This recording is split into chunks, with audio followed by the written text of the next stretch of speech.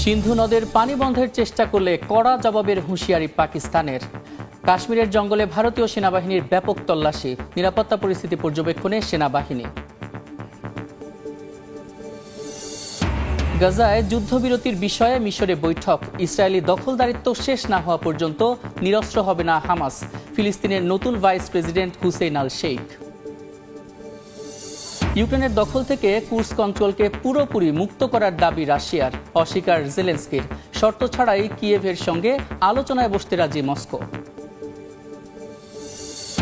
এবং ৫,০০০ টনের অত্যাধুনিক যুদ্ধজাহাজ উন্মোচন উত্তর কোরিয়ার, অন্যতম শক্তিশালী অস্ত্র হিসেবে আখ্যা। পশ্চিমাদের জন্য নতুন হুমকি আখ্যা কিম জং উনের।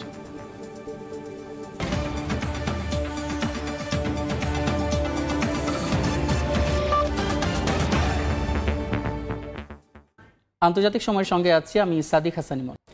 সিন্ধু নদের পানি নিয়ে ভারত কোনো ধরনের টালবাহানা করলে শক্তির মাধ্যমে জবাব দেবে পাকিস্তান। শনিবার এমন হুঁশিয়ারি দিয়েছেন দেশটির প্রধানমন্ত্রী শাহবাজ শরীফ। এদিকে পেহেলগামের হামলার ঘটনায় জড়িত সন্দেহে ২ ব্যক্তির বাড়িঘর ভেঙে দিয়েছে স্থানীয় প্রশাসন। এর মধ্যেই জম্মু কাশ্মীরে হামলার প্রতিবাদে ভারত, নেপাল এবং অস্ট্রেলিয়ায় বিক্ষোভ করেছে সাধারণ মানুষ। জম্মু কাশ্মীরের পেহেলগামে পর্যটকদের ওপর হামলার পর আবার উত্তপ্ত ভারত পাকিস্তান সম্পর্ক। একের পর এক উত্তপ্ত বাক্য বিনিময়ে সরগরম দুই দেশের ভূরাজনৈতিক পরিস্থিতি। এবার ভারতকে কড়া ভাষায় হুঁশিয়ারি দিলেন পাকিস্তানের প্রধানমন্ত্রী শাহবাজ শরীফ। স্থানীয় সময় শনিবার এক সামরিক কুচকাওয়াজে ভাষণ দেন তিনি। সেখানে ইঙ্গিত দেন সিন্ধু নদের পানি বন্ধের চেষ্টা করা হলে শক্তি প্রয়োগের মাধ্যমে জবাব দেবে ইসলামাবাদ। এ সময় তিনি আরও জানান পাকিস্তান শান্তি চায়, তবে এ কারণে পাকিস্তানকে কোনোভাবেই দুর্বল ভাবা যাবে না। নিজ দেশের প্রতিটি ইঞ্চি রক্ষায় সব ধরনের পদক্ষেপ নেওয়া হবে বলেও জানান তিনি। সিন্ধু পানি চুক্তির অধীনে পাকিস্তানের জলপ্রবাহ বন্ধ, কমানো বা ঘুরিয়ে দেওয়ার যে কোনো চেষ্টা পূর্ণ শক্তি ও বল প্রয়োগের মাধ্যমে প্রতিহত করা হবে। কেউ যেন কোনো ধরনের মিথ্যা ধারণা বা বিভ্রান্তিতে না থাকে।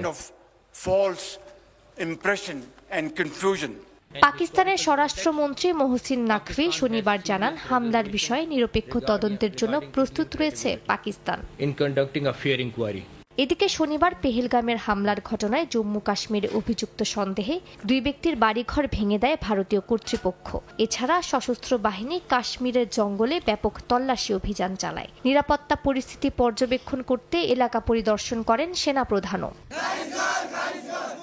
শুধু ভারতেই নয়, কাশ্মীরে হামলার প্রতিবাদ ছড়িয়ে পড়েছে নেপাল ও অস্ট্রেলিয়াতেও। কাঠমান্ডুতে পাকিস্তান হাইকমিশনের সামনে বিক্ষোভ করেন নেপালের জনগণ। নিহত নেপালি নাগরিকের জন্য ন্যায় বিচার দাবি করেন তারা। নয়াদিল্লিতে বিজেপি কর্মীরা পাকিস্তান হাইকমিশনের সামনে বিক্ষোভ করেন। পশ্চিমবঙ্গে শিলিগুড়ি ও অস্ট্রেলিয়ার মেলবোর্নেও পথে নামেন সাধারণ মানুষ। মালিহা সুহরাওয়ার্দী, সময় সংবাদ। কাশ্মীরের পেহেলগামে সন্ত্রাসী হামলার পর ভারত জুড়ে শুরু হয়েছে ব্যাপক ধরপাকড়। গুজরাটে অভিযান চালিয়ে ১,০০০-এর বেশি বাংলাদেশিকে আটকের দাবি করেছে নিরাপত্তা বাহিনী। তাদের দেশে ফেরত পাঠানোর প্রক্রিয়াও শুরু করেছে স্থানীয় প্রশাসন। গুজরাটের স্বরাষ্ট্র প্রতিমন্ত্রী হর্ষসংঘভির বরাত দিয়ে এই খবর প্রকাশ করেছে ভারতীয় বার্তা সংস্থা পিটিআই। কাশ্মীরের পেহেলগামে সন্ত্রাসী হামলার পর ভারত জুড়ে শুরু হয়েছে ব্যাপক ধরপাকড়। এরই ধারাবাহিকতায় শুক্রবার অভিযান চালিয়ে ১,০০০ বাংলাদেশিকে আটকের দাবি করেছে গুজরাট সরকার। গুজরাটের আহমেদাবাদ ও সুরাটে তল্লাশি চালিয়ে তাদের আটক করা হয় বলে রাজ্যের স্বরাষ্ট্র প্রতিমন্ত্রী হর্ষ সাংঘভির বরাত দিয়ে খবর প্রকাশ করে ভারতীয় বার্তা সংস্থা পিটিআই। এতে বলা হয়েছে, গুজরাটের আহমেদাবাদ থেকে কমপক্ষে ৮৯০ বাংলাদেশি এবং সুরাটে ১৩৪ বাংলাদেশিকে গ্রেফতার করা হয়েছে। অবৈধ অভিবাসীদের বিরুদ্ধে গুজরাটে এখন পর্যন্ত এটিই বৃহত্তম অভিযান বলে মন্তব্য করেছেন প্রতিমন্ত্রী হর্ষ সাংঘভি।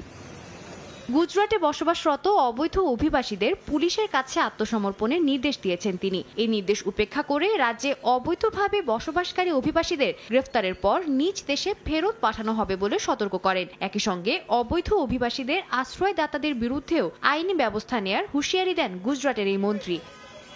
তার দাবি, গ্রেফতারকৃত বাংলাদেশিরা গুজরাটে যাওয়ার আগে ভারতের বিভিন্ন অঞ্চলে অবস্থান করেন। সেখানে তারা জাল নথি ব্যবহার করেছিলেন। বলেন, গ্রেফতারকৃতদের মধ্যে অনেকেই মাদক চোরাচালান ও মানব পাচারের সঙ্গে জড়িত। সম্প্রতি গ্রেফতার করা 4 বাংলাদেশির মধ্যে 2 জন আল কায়েদার স্লিপার সেলে কাজ করেছেন দাবি করে হর্ষ সাঙ্ঘভি বলেন, গুজরাটে এই বাংলাদেশিদের কার্যক্রমের বিষয়ে বিস্তারিত তদন্ত করা হবে। আটক বাংলাদেশিদের শিগগিরই নিজ দেশে প্রত্যাবাসনের বিষয়ে ব্যবস্থা নেওয়া হবে উল্লেখ করে তিনি বলেন, ভারতে ও গুজরাটের বিভিন্ন অঞ্চলে তারা পৌঁছানোর জন্য যে জাল নথি ব্যবহার করতেন সে বিষয়ে তদন্ত করা হবে। একই সঙ্গে যারা তাদের জাল নথি তৈরি করে দিয়েছেন তাদের বিরুদ্ধেও নেওয়া হবে ব্যবস্থা। সাদিয়া তাসনিম, সময় সংবাদ। আগাম সতর্কতা ছাড়া ভারত ঝিলাম নদীর পানি ছেড়ে দেওয়ায় বন্যা দেখা দিয়েছে পাকিস্তান নিয়ন্ত্রিত কাশ্মীরে। স্থানীয় সময় শনিবার মুজাফফরাবাদ কর্তৃপক্ষ জানায়, ঝিলামে স্বাভাবিকের চেয়ে বেশি পানি ছেড়েছে ভারত। এতে নদীর পানি আকস্মিকভাবে বৃদ্ধি পেয়ে মাঝারি আকারে বন্যা দেখা দিয়েছে। এমন ঘটনায় আতঙ্ক ছড়িয়ে পড়েছে নদী তীরবর্তী অঞ্চলের বাসিন্দাদের মাঝে। বন্যার বিষয়ে স্থানীয়দের সতর্ক করতে মসজিদ থেকে মাইকিং করতে দেখা গেছে। গেল মঙ্গলবার পেহেলগামে সন্ত্রাসী হামলার ঘটনায় পাকিস্তান জড়িত এমন অভিযোগ তুলে দেশটির সঙ্গে সিন্ধু পানি চুক্তি স্থগিত করে ভারত। এর জেরে পানি ইস্যুতে দুই দেশের উত্তেজনা চরমে পৌঁছেছে।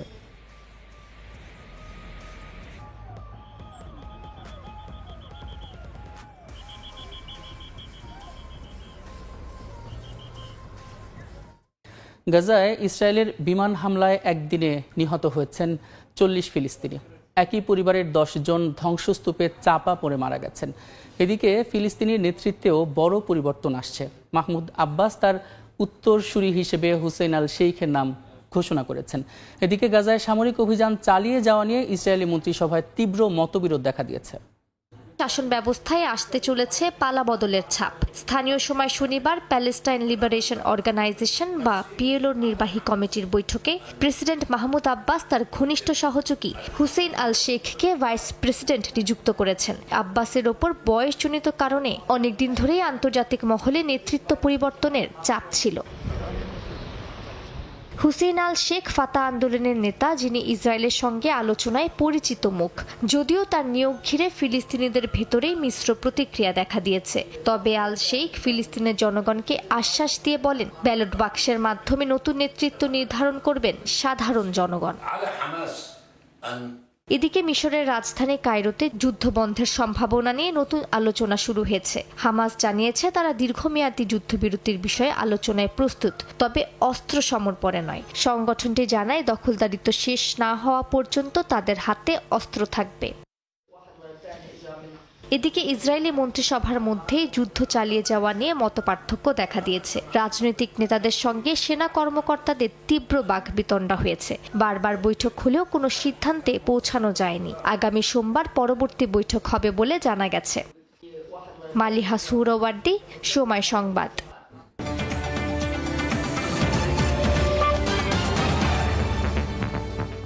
ইউক্রেনের দখল থেকে কুর্স্ক অঞ্চলকে পুরোপুরি মুক্ত করার দাবি করেছে রাশিয়া। যদিও এই দাবিটি অস্বীকার করে ইউক্রেন জানায়, অঞ্চলটিতে এখনও তাদের সেনা উপস্থিত আছে। পোপ ফ্রান্সিসের শেষকৃত্যে মার্কিন প্রেসিডেন্টের সঙ্গে বৈঠকে পূর্ণ এবং নিঃশর্ত যুদ্ধবিরতির বিষয়ে কথা বলেছেন ইউক্রেনের প্রেসিডেন্ট ভলোদিমির জেলেনস্কি। এদিকে ট্রাম্পের বিশেষ দূতের সঙ্গে বৈঠকে কোনো শর্ত ছাড়াই কিয়েভের সঙ্গে আলোচনায় বসতে রাজি হয়েছেন রুশ president Vladimir Putin. Russia Ukraine যুদ্ধ প্রতিদিনই নিচ্ছে নতুন মোড়। এবার ক্রুস্কের যুদ্ধের ময়দান থেকে এলো নতুন ঘোষণা। রুশ জেনারেল ভ্যালেরি গেরাসিমোভ জানান, ক্রুস্ক অঞ্চল থেকে ইউক্রেনের বাহিনীকে সম্পূর্ণ বিতাড়িত করা হয়েছে। শেষ গ্রাম গর্নাল পুনর্দখলের মাধ্যমে এ অঞ্চলকে পুনরায় রাশিয়ার দখলে নেওয়া হয়েছে বলে জানান তিনি। রুশ প্রেসিডেন্ট ভ্লাদিমির পুতিনের সঙ্গে এক ভিডিও কনফারেন্সে রুশ জেনারেল জানান, এ অঞ্চলে রুশ বাহিনীর সঙ্গে কাঁধে কাঁধ মিলিয়ে লড়েছে উত্তর কোরিয়ার সেনারাও। প্রচণ্ড ক্ষয়ক্ষতির মাঝেও তাদের বীরত্ব ও সাহসিকতার প্রশংসা করেছেন তিনি। এই প্রথমবারের মতো রাশিয়া যুদ্ধে কোরীয় সেনাদের অংশগ্রহণের বিষয়টি স্বীকার করল। অন্যদিকে ইউক্রেনের সামরিক বাহিনীর জেনারেল স্টাফ টেলিগ্রামে এক পোস্টে জানায় যুদ্ধক্ষেত্রে পরিস্থিতি কঠিন হলেও তাদের সেনারা এখনও ক্রুজকে অবস্থান করছে এবং রাশিয়ার বেলগরদ অঞ্চলে অভিযান অব্যাহত রেখেছে। এদিকে গেল শুক্রবার মস্কোয় ক্রেমলিন প্রাসাদে রুশ প্রেসিডেন্ট ভ্লাদিমির পুতিনের সঙ্গে 3 ঘণ্টা রুদ্ধদ্বার বৈঠক করেন ট্রাম্পের বিশেষ দূত স্টিভ উইটকফ। বৈঠক শেষে ক্রেমলিনের মুখপাত্র দিমিত্রি পেসকভ জানান, ইউক্রেনের সঙ্গে বিনা শর্তে আলোচনায় বসার প্রস্তুতি আবারও স্পষ্ট করেছে পুতিন। এর মধ্যে ইতালির রোমে পোপ ফ্রান্সিসের শেষকৃত্যে মিলিত হন মার্কিন প্রেসিডেন্ট ডোনাল্ড ট্রাম্প ও ইউক্রেনের প্রেসিডেন্ট ভলোদিমির জেলেনস্কি। 15 মিনিটের গোপন বৈঠকে জেলেনস্কি স্পষ্ট করে জানিয়ে দেন, যুদ্ধ শেষ করতে চাইলে প্রয়োজন পূর্ণ ও নিঃশর্ত যুদ্ধবিরতি। ট্রাম্পের কাছে সহযোগিতারও আশ্বাস চান তিনি। উভয় পক্ষই এ আলোচনাকে গঠনমূলক বলে বিবৃতি দিয়েছে।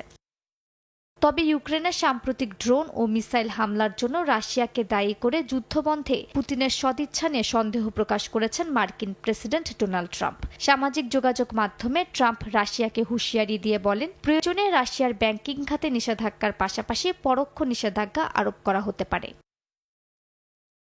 মালিহা সুহরাওয়ার্দী, সময় সংবাদ। পশ্চিমাদের সঙ্গে উত্তেজনার মধ্যেই নিজেদের নৌশক্তির জানান দিল উত্তর কোরিয়া।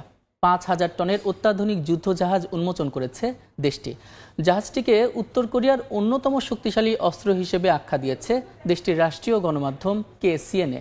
পশ্চিমাঞ্চলীয় বন্দর শহর নামফোতে জমকালো অনুষ্ঠানের মধ্য দিয়ে এটির উন্মোচন করেন দেশটির সর্বোচ্চ নেতা কিম জং উন। শুক্রবার মেয়ে কিম জু একে সঙ্গে নিয়ে নামফো বন্দরে যুদ্ধ জাহাজ উন্মোচন অনুষ্ঠানে হাজির হন উত্তর কোরিয়ার সর্বোচ্চ নেতা কিম জং উন। এ সময় তাদের অভিবাদন জানান নৌবাহিনীর সদস্যরা। এদিন 5,000 টন ওজনের অত্যাধুনিক যুদ্ধ জাহাজ উন্মোচন করেন কিম। দেশটির গণমাধ্যম জানায়, বহুমুখী ব্যবহারের জন্য তৈরি যুদ্ধজাহাজটি যুক্তরাষ্ট্র এবং তার এশীয় মিত্রদের মোকাবেলার জন্য প্রস্তুত রাখা হবে। উত্তর কোরিয়ার নৌবাহিনীর কাছে তুলে দেওয়া হবে জাহাজটি। 2026 সালের শুরুতেই পুরো দমে কার্যক্রম শুরু হবার কথা রয়েছে। এদিনও পশ্চিমাদের প্রতি হুঁশিয়ারি উচ্চারণ করেন কিম। যদি যুক্তরাষ্ট্র বারবার সামরিক শক্তি প্রদর্শন অব্যাহত রাখে, তবে আমাদেরও কৌশলগত প্রতিরোধের শক্তি বাড়ানোর বিকল্প থাকবে না। উত্তর কোরিয়ার ইতিহাসে অন্যতম শক্তিশালী অস্ত্র আখ্যা দেওয়া হয়েছে নতুন এই যুদ্ধজাহাজকে। চোয়ে হিয়ন ক্লাস নামে পরিচিত এই যুদ্ধজাহাজ পুরোপুরি দেশীয় প্রযুক্তিতে তৈরি হয়েছে মাত্র 400 দিনে। এতে সবচেয়ে শক্তিশালী অস্ত্র ব্যবস্থাও যুক্ত করা হয়েছে বলে দাবি পিয়ংইয়ং এর। উত্তর কোরিয়ার গণমাধ্যমের দাবি, নতুন এই যুদ্ধজাহাজে আকাশ প্রতিরক্ষা ও সমুদ্র প্রতিরক্ষা ব্যবস্থা রয়েছে। একই সঙ্গে পারমাণবিক ক্ষমতাসম্পন্ন ব্যালিস্টিক এবং ক্রুজ ক্ষেপণাস্ত্র বহন করতে সক্ষম এটি। বিশেষজ্ঞদের ধারণা, নতুন এই যুদ্ধজাহাজে ডজনখানেক উলম্ব ক্ষেপণাস্ত্র উৎক্ষেপণ ব্যবস্থাও থাকতে পারে। রাশিয়ার সঙ্গে কিম প্রশাসনের সাম্প্রতিক ঘনিষ্ঠতা এবং সামরিক সহায়তা আদান প্রদানের মধ্যে নতুন যুদ্ধজাহাজ সংযোজনে পশ্চিমাদের কপালে উদ্বেগের ভাঁজ পড়তে পারে বলে মনে করছেন বিশেষজ্ঞরা। ইয়াসমিন অনন্যা, সময় সংবাদ। পারমাণবিক কর্মসূচি নিয়ে ইরান এবং যুক্তরাষ্ট্রের মধ্যে তৃতীয় ধাপের পরোক্ষ বৈঠক অনুষ্ঠিত হয়েছে। ইরানের পররাষ্ট্রমন্ত্রী জানান, ওয়াশিংটনের সঙ্গে নিষেধাজ্ঞা প্রত্যাহার এবং ইরানি পারমাণবিক কর্মসূচি ঘিরে আস্থা তৈরির পদক্ষেপ নিয়ে আলোচনা হয়েছে। তবে দুপক্ষের মধ্যে এখনও মতবিরোধ রয়ে গেছে বলে আশঙ্কা তৈরি করেন তিনি। এদিকে আলোচনা গঠনমূলক এবং ইতিবাচক হয়েছে বলে বিবৃতি দিয়েছে হোয়াইট হাউস। আগামী শনিবার ইউরোপে পরবর্তী ধাপের আলোচনা হবে বলে জানা গেছে। দফায় দফায় চলছে ইরান ও যুক্তরাষ্ট্রের পারমাণবিক কর্মসূচি নিয়ে পরোক্ষ আলোচনা। আগের দুইবারের মতো এবারও যুক্তরাষ্ট্রের প্রেসিডেন্ট ডোনাল্ড ট্রাম্পের বিশেষ দূত স্টিভ উইটকফ ও ইরানের পররাষ্ট্রমন্ত্রী আব্বাস আরাকচির মধ্যে সরাসরি কোনো আলোচনা হয়নি। ওমানের রাজধানী মাস্কাটে তেহরান ও ওয়াশিংটনের মধ্যে 6 ঘণ্টা ব্যাপী চলে পরোক্ষ আলোচনা। এবারের বৈঠকেরও মধ্যস্থতা করেছে ওমানের পররাষ্ট্রমন্ত্রী। বৈঠক শেষে উভয় পক্ষের প্রতিনিধি নিজ দেশে ফিরে গিয়ে আরও অভ্যন্তরীণ পরামর্শ নেওয়ার সিদ্ধান্ত নিয়েছে। তেহরানের রাষ্ট্রীয় টেলিভিশনে ইরানের পররাষ্ট্রমন্ত্রী আব্বাস আরাকচি জানান, আলোচনা গঠনমূলক হলেও বড় ধরনের মতপার্থক্য এখনও রয়ে গেছে। তিনি আরও জানান, এবারের আলোচনায় বিশেষজ্ঞদের উপস্থিতি কার্যকর ছিল। লিখিতভাবে একাধিকবার মতবিনিময় হয়েছে। পরের বৈঠকে আন্তর্জাতিক পারমাণবিক শক্তি সংস্থা যুক্ত হতে পারেন বলে আশা প্রকাশ করেছেন আরাকচি। তবে তিনি স্পষ্ট করে দেন, এই আলোচনায় শুধুমাত্র পারমাণবিক কর্মসূচি ও নিষেধাজ্ঞা প্রত্যাহার ইস্যু নিয়ে আলোচনা হয়েছে। মিসাইল বা প্রতিরক্ষা বিষয়াদি এই আলোচনার এজেন্ডা নয়। যুক্তরাষ্ট্রের পক্ষ থেকেও আলোচনা নিয়ে ইতিবাচক সুর শোনা গেছে। ট্রাম্প প্রশাসনের একজন শীর্ষ কর্মকর্তা আলোচনাকে গঠনমূলক বলে বর্ণনা করেছেন। তারা জানিয়েছেন খুব শিগগিরই ইউরোপে ফের বৈঠক হবে। ওমানের পররাষ্ট্রমন্ত্রী জানিয়েছেন চতুর্থ দফার আলোচনা আগামী শনিবার অনুষ্ঠিত হবে। স্থান ও সময় নির্ধারণ করে পরে জানানো হবে। তেহরানের রাস্তায় সাধারণ মানুষের মধ্যে মিশ্র প্রতিক্রিয়া লক্ষ্য করা গেছে। কেউ কেউ আশা দেখছেন, আবার কেউ মার্কিন উদ্দেশ্যের বিষয়ে সন্দেহ প্রকাশ করেছেন। আমি নিশ্চিত কোনো চুক্তি হবে না, কারণ কিছু লোক আছে যারা চায় না এটা হোক। এতে তাদের স্বার্থ নেই। আসলে চুক্তি না হলে আমার মনে হয় যুক্তরাষ্ট্র নিজেই লাভবান হবে। বিশেষজ্ঞদের মতে দীর্ঘদিনের পারমাণবিক উত্তেজনা ঘিরে চুক্তির সম্ভাবনা তৈরি হলেও মতপার্থক্য ও পারস্পরিক অবিশ্বাস এখনও প্রধান বাধা হয়ে আছে। মালিহা সুহরাওয়ার্দী, সময় সংবাদ। কানাডার জাতীয় নির্বাচনে চলছে আগাম ভোট গ্রহণ। এরই মধ্যে ৭৩ লাখ মানুষ আগাম ভোট দিয়েছেন বলে জানিয়েছে দেশটির নির্বাচন কমিশন। সোমবারের ভোটকে কেন্দ্র করে প্রচারণায় ব্যস্ত প্রার্থীরা সমর্থন পেতে দিচ্ছেন নানা প্রতিশ্রুতি। ট্রাম্পের আগ্রাসী অবস্থানের কারণে জনপ্রিয়তায় পিছনে থেকে লিবারেল পার্টির আবারও বাড়ছে সমর্থন। কানাডার জাতীয় নির্বাচন ঘিরে চলছে শেষ মুহূর্তের প্রচারণা। র্যালি সমাবেশে ব্যস্ত সময় কাটাচ্ছেন প্রার্থীরা। এরই মধ্যে চলছে আগাম ভোট। এবার রেকর্ড ৭৩ লাখ ভোটার আগাম ভোট দিয়েছেন, যা গতবারের তুলনায় প্রায় ২৫% বেশি। সোমবার কানাডার ৩৪৩টি আসনে অনুষ্ঠিত হবে জাতীয় নির্বাচনের ভোট গ্রহণ। নির্বাচনে প্রতিদ্বন্দ্বিতা করছেন দুই প্রধান প্রার্থী, লিবারেল নেতা এবং বর্তমান প্রধানমন্ত্রী মার্ক কার্নি এবং কনজারভেটিভ নেতা Pierre Poilievre. Bank of Canada ও ব্যাংক অব ইংল্যান্ডের সাবেক প্রধান কার্নি অভিজ্ঞ অর্থনীতিবিদ। নির্বাচনী প্রচারণায় তিনি যুক্তরাষ্ট্রের প্রতি নির্ভরশীলতা কমানোর কথা জানিয়ে প্রেসিডেন্ট ট্রাম্পের শুল্ক নীতির সমালোচনা করেন। অন্যদিকে দীর্ঘদিনের রাজনীতিক কনজারভেটিভ নেতা পিয়েরে পলিভ্রো তার নির্বাচনী প্রচারণায় ট্রাম্পের সঙ্গে সমঝোতার কথা উল্লেখ করেন। বর্তমানে কানাডার নিত্যপণ্যের মূল্য বৃদ্ধি ও বসতি সংকটের জন্য লিবারেল পার্টির নেতাদের দুষছেন তিনি। দুই নেতার ভিন্নধর্মী পটভূমি এবারে নির্বাচনে গুরুত্বপূর্ণ ভূমিকা রাখছে। যুক্তরাজ্যের মতো কানাডায়ও first past the post voting পদ্ধতি অনুসরণ করে। এতে প্রতিটি আসনে যে প্রার্থী সবচেয়ে বেশি ভোট পাবেন তিনিই নির্বাচিত হবেন, এমনকি মোট ভোটের ৫০% না পেলেও। যে দল এককভাবে অথবা অন্য কোনো দলের সমর্থন নিয়ে হাউস অব কমন্সে সংখ্যাগরিষ্ঠতা অর্জন করবে তারা পরবর্তী সরকার গঠন করবে এবং দলের নেতা প্রধানমন্ত্রী হবেন। ট্রাম্পের আগ্রাসী অবস্থানের কারণে কানাডায় জাতীয়তাবাদী আবেগ জোরদার হয়েছে। যুক্তরাষ্ট্রে পণ্য বর্জন ও ভ্রমণ বাতিলের ঘটনা বেড়েছে। এতে করে জনপ্রিয়তায় পিছিয়ে থাকা লিবারেল পার্টি আবারও সমর্থন ফিরে পেতে শুরু করেছে। নির্বাচনী সমীকরণ নতুনভাবে গড়ে উঠেছে বলে জানিয়েছে গণমাধ্যম। সবশেষ জনমত জরিপে লিবারেল ও কনজারভেটিভ পার্টির মধ্যে হাড্ডাহাড্ডি লড়াইয়ের ইঙ্গিত পাওয়া গেছে। চূড়ান্তভাবে কানাডীয় ভোটাররা কাকে তাদের নেতৃত্বের দায়িত্ব তুলে দিবেন তা জানা যাবে কদিন পরেই। ইয়াসিন মোহাম্মদ জিসান, সময় সংবাদ। আন্তর্জাতিক সময় আরও থাকছে। বিশ্বের চতুর্থ বৃহত্তম অর্থনৈতিক শক্তি যুক্তরাষ্ট্রের ক্যালিফোর্নিয়া। GDP $4.10 trillion. উন্নয়ন যাত্রা ধরে রাখাই হবে চ্যালেঞ্জ, বলছেন গভর্নর। ইতালির রোমের সান্তা মারিয়া মেজর বাসিলিকায় সমাহিত হলেন ক্যাথলিক খ্রিস্টানদের সর্বোচ্চ ধর্মীয় গুরু পোপ ফ্রান্সিস। এর আগে শনিবার সকালে ভাটিকানে লাখো মানুষের উপস্থিতিতে অনুষ্ঠিত হয়েছে তার শেষকৃত্য অনুষ্ঠান। উপস্থিত ছিলেন বাংলাদেশের অন্তর্বর্তী সরকারের প্রধান উপদেষ্টা ডক্টর মোহাম্মদ ইউনূস, মার্কিন প্রেসিডেন্ট ডোনাল্ড ট্রাম্প সহ বিশ্বের বিভিন্ন দেশের সরকার এবং রাষ্ট্রপ্রধান। প্রথা ভেঙে ভ্যাটিকানে নয়, বরং রোমের সান্তা মারিয়া মেজর বাসিলিকায় সমাহিত হলেন পোপ ফ্রান্সিস। কাঠের তৈরি কফিন, 14 জন সাদা দস্তানা পরিহিত পালবিয়ার বহন করে সেন্ট পিটার্স বাসিলিকার প্রধান দরজা দিয়ে বের হন। এরপর বাইরে ধর্মীয় আচার অনুষ্ঠানের মধ্য দিয়ে তাকে শেষ বিদায় জানানো হয়। পোপের অন্ত্যেষ্টিক্রিয়ায় জনসমুদ্রে পরিণত হয় ভ্যাটিকান সিটি। শেষ বিদায়ে ঢল নামে লাখো মানুষের। কানায় কানায় পূর্ণ হয় সেন্ট পিটার্স স্কয়ার। মার্কিন প্রেসিডেন্ট ডোনাল্ড ট্রাম্প থেকে শুরু করে ফরাসি প্রেসিডেন্ট ইমানুয়েল ম্যাখো। পোপের শেষ বিদায়ের আনুষ্ঠানিকতায় যোগ দেন বিশ্বের বিভিন্ন দেশের সরকার ও রাষ্ট্রপ্রধান। যোগ দেন বাংলাদেশের অন্তর্বর্তী সরকারের প্রধান উপদেষ্টা ডক্টর মোহাম্মদ ইউনূসও। এছাড়া বেশ কয়েকটি দেশের রাজারানী, সাবেক মার্কিন প্রেসিডেন্ট জো বাইডেন সহ অনেক নেতাকেই দেখা যায়। পোপকে শেষবারের মতো শ্রদ্ধা জানাতে ভ্যাটিকানে জড়ো হন 2 লাখের বেশি ভক্ত ও সমর্থক।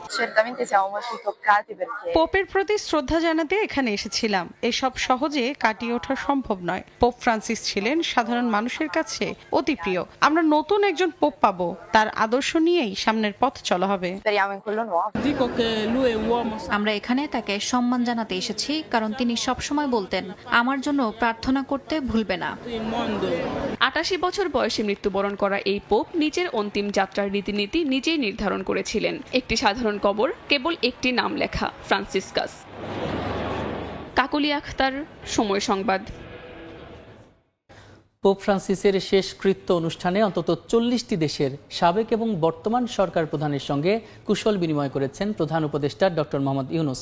প্রধান উপদেষ্টার প্রেস সচিব শফিকুল আলম জানান, স্থানীয় সময় শনিবার সকাল 10টায় অনুষ্ঠান শুরুর আগে এবং 12টার পর তিনি বিভিন্ন দেশের নেতাদের সঙ্গে সাক্ষাৎ করেন। এছাড়া সাংবাদিকদের প্রশ্নের জবাবে শফিকুল আলম আরও জানান, প্রবাসীদের স্বার্থ রক্ষায় বর্তমান অন্তর্বর্তীকালীন সরকার সজাগ রয়েছে।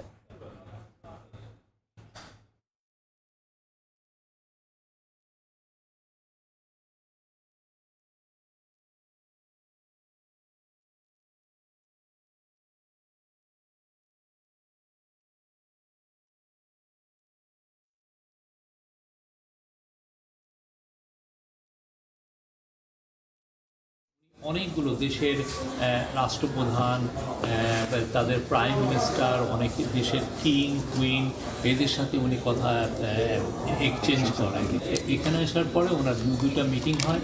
একটা হচ্ছে উরুগুয়ের ফরেন মিনিস্টারের সাথে কথা হয়েছে। ল্যাটিন আমেরিকার এই মার্কেটটাও কীভাবে আমরা আরও এক্সপ্লোর করতে পারি, এগুলো নিয়ে কথাবার্তা হয়েছে। আর একটু আগে কথা হলো কার্ডিনাল জ্যাকব কুকাভাত। উনি মূলত কেরালার, কিন্তু উনি খুবই ইনফ্লুয়েন্সিয়াল একজন কার্ডিনাল। আপনি জানেন পোপ ফ্রান্সিসের সাথে আমাদের চিফ অ্যাডভাইজারের একটা খুবই হৃদ্যতাপূর্ণ সম্পর্ক ছিল। উনি খুব বিগ অ্যাডমিরার ছিলেন পোপ ফ্রান্সিস আমাদের চিফ অ্যাডভাইজারের কাজে। এখন কোন পার্টি কি বললো আসলে সেটা আমাদের দেখবার বিষয়। আমরা বারবার আমাদের চিফ অ্যাডভাইজার বারবার বলছেন, একবার না, এই রিফর্মের কাজগুলো আমরা গুছিয়ে করতে পারবো। জুলাই চার্টারটা হবে, হওয়ার পরে আমরা একটা কাজ গুছিয়ে আমরা ইলেকশনের ডেট দিব, সেটা ডিসেম্বর থেকে জুনের মধ্যে। অর্থনৈতিক শক্তি হয়ে উঠেছে যুক্তরাষ্ট্রের ক্যালিফোর্নিয়া অঙ্গরাজ্য। আন্তর্জাতিক মুদ্রা তহবিল IMF এবং US ব্যুরো অফ ইকোনমিক অ্যানালিসিসের নতুন পরিসংখ্যানে উঠে এসেছে এ তথ্য। ক্যালিফোর্নিয়া থেকে বিস্তারিত জানাচ্ছেন লস্কর আল মামুন। জাপানকে ছাড়িয়ে গেছে যুক্তরাষ্ট্রের ক্যালিফোর্নিয়া অঙ্গরাজ্যের অর্থনীতি। আন্তর্জাতিক মুদ্রা তহবিল IMF এবং US ব্যুরো অফ ইকোনমিক অ্যানালাইসিসের পরিসংখ্যান অনুযায়ী মার্কিন অঙ্গরাজ্যটি এখন বিশ্বের চতুর্থ বৃহত্তম অর্থনৈতিক শক্তি হয়ে উঠেছে। নতুন প্রকাশিত পরিসংখ্যানে ক্যালিফোর্নিয়া এখন কেবল যুক্তরাষ্ট্র, চীন ও জার্মানির পেছনে রয়েছে। IMF এর তথ্য বলছে যুক্তরাষ্ট্রের জিডিপি বর্তমানে $29.18 ট্রিলিয়ন, চীনের $18.74 ট্রিলিয়ন এবং জার্মানির $4.65 ট্রিলিয়ন। আর তালিকায় চতুর্থ স্থানে থাকা ক্যালিফোর্নিয়ার জিডিপি বর্তমানে $4.10 ট্রিলিয়ন, যেখানে জাপানের জিডিপি দাঁড়িয়েছে $4.01 ট্রিলিয়ন। অঙ্গরাজ্যের গভর্নর গ্যাভিন নিউসম এ সাফল্যে উচ্ছ্বাস প্রকাশ করে বলেন, ক্যালিফোর্নিয়া কেবল বিশ্বের সঙ্গে তাল মিলিয়েই চলছে না, বরং গতিপথ নির্ধারণ করছে। তবে এই উন্নয়ন যাত্রা সামনে কঠিন চ্যালেঞ্জের মুখে পড়তে পারে বলে সতর্ক করে দেন তিনি। যুক্তরাষ্ট্রের শিল্প ও কৃষি খাতে ক্যালিফোর্নিয়ার বড় অবদান রয়েছে। দেশটির 2 বৃহত্তম সমুদ্রবন্দরও সেখানেই অবস্থিত। বিশ্ব বাণিজ্যের কেন্দ্রও বলা হয় যুক্তরাষ্ট্রের গোল্ডেন স্টেট খ্যাত ক্যালিফোর্নিয়াকে। লস্কর আল মামুন, সময় সংবাদ, ক্যালিফোর্নিয়া, যুক্তরাষ্ট্র। দেখছেন আন্তর্জাতিক সময়। 2025 সালের পবিত্র হজ উপলক্ষে মক্কার আরাফাতের ময়দান থেকে প্রদত্ত খুতবা বিশ্বের মানুষের জন্য 20টি ভাষায় সরাসরি সম্প্রচার করা হবে। সৌদি সরকার জানিয়েছে, মুসলিম উম্মাহ এবং মানবতার কল্যাণে এই উদ্যোগ নেওয়া হয়েছে যাতে বিশ্বের বিভিন্ন ভাষাভাষীর মানুষ সরাসরি হজের মূল বার্তা বুঝতে পারেন। সৌদি আরব থেকে এ নিয়ে বিস্তারিত আরিফুর রহমানের প্রতিবেদনে। পবিত্র হজ উপলক্ষে এবছর এক যুগান্তকারী সিদ্ধান্ত নিয়েছে সৌদি আরব। এবারের আরাফার দিনে প্রথমবারের মতো একযোগে 20টি ভাষায় সরাসরি পবিত্র হজের খুতবা সম্প্রচার করা হবে। এ বিষয়ে সৌদি ইসলামিক অ্যাফেয়ার্স মন্ত্রণালয় জানিয়েছে, মুসলিম উম্মাহর ঐক্য ও মানবতার কল্যাণে হজের খুতবাকে সারা বিশ্বের মানুষের কাছে পৌঁছে দেওয়ার লক্ষ্যেই এই উদ্যোগ। এই 20টি ভাষার তালিকা রয়েছে ইংরেজি, ফরাসি, মালয়, উর্দু, ফার্সি, চীনা, তুর্কি, রুশ, Hausa, Bangla, Swedish, Spanish, Swahili, Amharic, Italian, Portuguese, Bosnian, Malayalam, Filipino এবং জার্মান।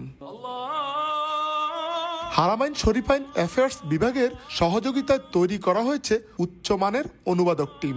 আধুনিক প্রযুক্তির সহায়তায় খুতবার তাৎক্ষণিক অনুবাদ সরাসরি সম্প্রচারের মাধ্যমে বিশ্বের প্রতিটি প্রান্তে পৌঁছে দেওয়া হবে। Television channel, online streaming, radio এবং মোবাইল অ্যাপের মাধ্যমেও শ্রোতারা তাদের নিজস্ব ভাষায় খুতবা শুনতে পারবেন।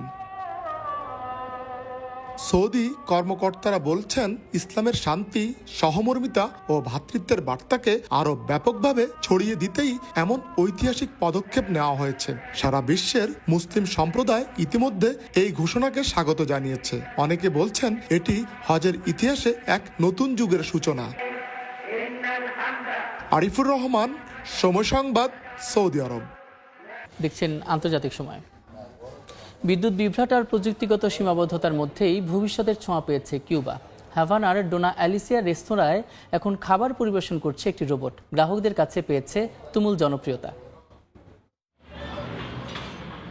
প্রযুক্তিতে ধীরে ধীরে এগিয়ে যাওয়া কিউবার একটি রেস্তোরাঁয় খাবার পরিবেশন করে গ্রাহকদের চমকে দিচ্ছে একটি রোবট।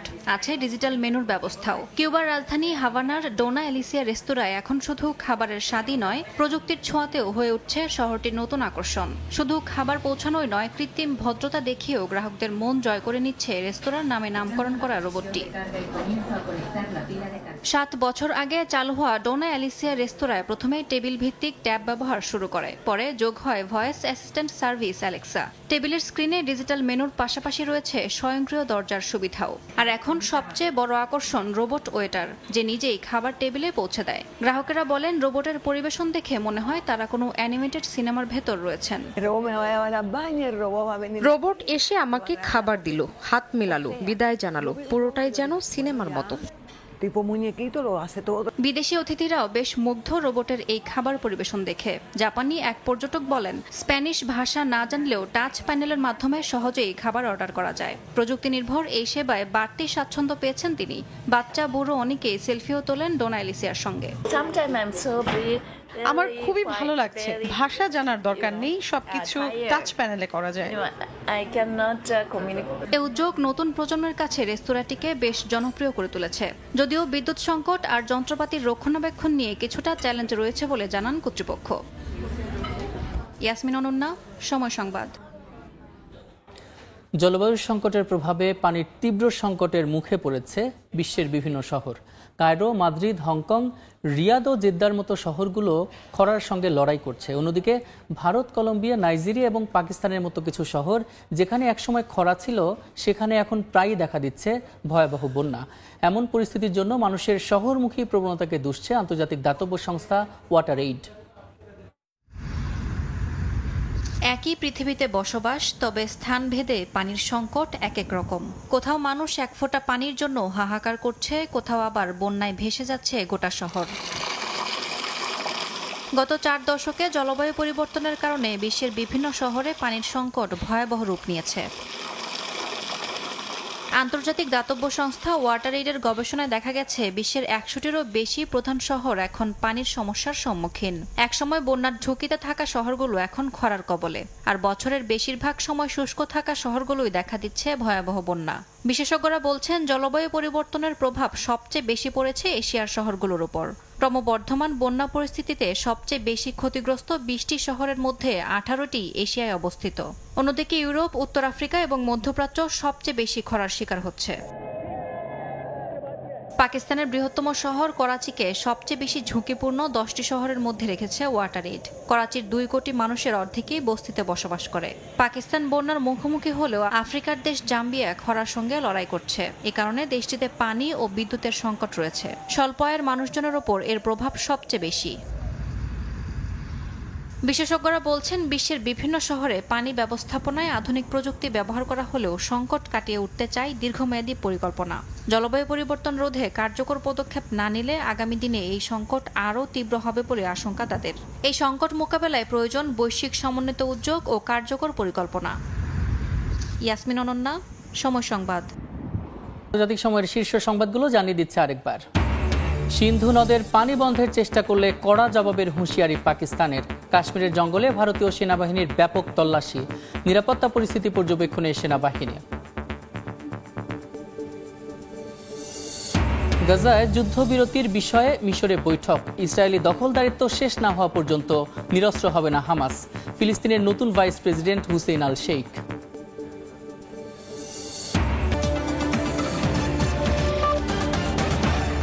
এই ছিল আন্তর্জাতিক সময়ের সঙ্গে থাকুন সময়ের।